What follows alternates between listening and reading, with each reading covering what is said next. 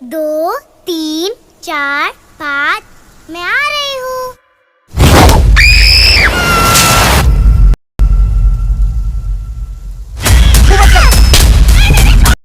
இப்படி இந்த படம் வந்து பார்த்திங்கன்னா ஸ்டார்ட் பண்ணுறது எடுத்த உடனே ஒரு மிஸ்ஸிங் கேஸ்லேருந்து ஸ்டார்ட் ஆகுது. ஸோ மிஸ்ஸிங் கேஸ் எப்படின்னா பிள்ளைங்கள் எல்லாத்தையும் கடத்திட்டு போகிறாங்க அப்படின்னு சொல்லிட்டு உத்தரப்பிரதேசம் கவர்மெண்ட்டில் இருந்துல ஆல் ஓவர் எல்லா இந்தியாவில் இருக்க எல்லா ஸ்டேட்லேருந்து கடத்துறாங்க அப்படின்னு சொல்லிட்டு மினிஸ்ட்ரிக்கு தெரியுது. ஸோ மினிஸ்ட்ரி வந்து பார்த்திங்கன்னா இதில் ராணி முகர்ஜி அவங்கள வந்து ஒரு ஸ்பெஷல் சிபிஐ ஆஃபீஸர் அப்பாயின்மெண்ட் பண்ணுறாங்க.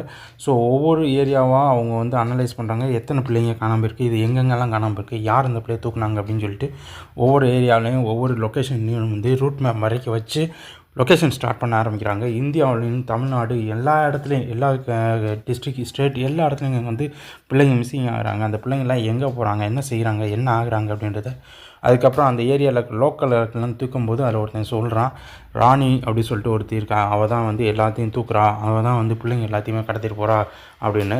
இங்கே கடத்தப்பட்ட பிள்ளைங்க எல்லாத்துக்குமே வந்து பார்த்திங்கன்னா மயக்க மருந்து கொடுத்து இது பண்ணுறாங்க. ஸோ அப்படி மயக்க மருந்து கொடுத்த பிள்ளைகள் வந்து அவங்கள நிறையா முக்கியமான விஷயங்களுக்கு எல்லாத்துக்குமே யூஸ் பண்ணுறாங்க.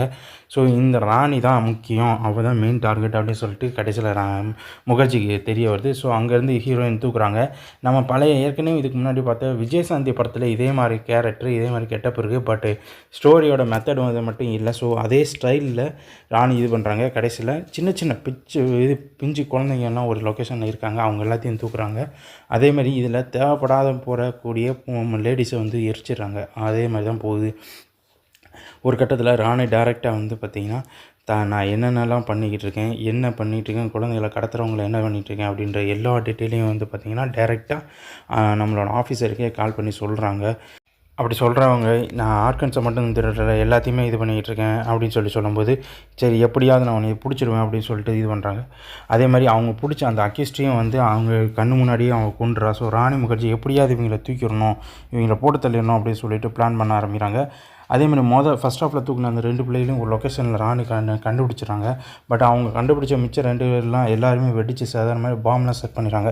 ஸோ நீங்கள் எல்லாம் யார் எந்த லெவலோட இருக்கீங்க அப்படின்னு சொல்லிட்டு அவங்க கண்டுபிடிச்சி போகிறதுக்கு ராணி எவ்வளோ ட்ரை பண்ணாலும் இன்னும் நம்மளோட ஆஃபீஸரால் முடியலை. சரின்ட்டு கொஞ்சம் கொஞ்சமாக மூவ் பண்ணி போய் கடைசியில் அவளை ட்ரேஸ் பண்ணும்போது அவள் எஸ்கேப் ஆகிடுறா. அவள் யார் மூலியமாக எஸ்கேப் ஆகிறான்னு கண்டுபிடிச்சிட்டு இருக்கிறப்ப நான் கடைசியில் நம்ம ஆஃபீஸர் வீட்டுக்குள்ளே வந்துடுறா ராணி.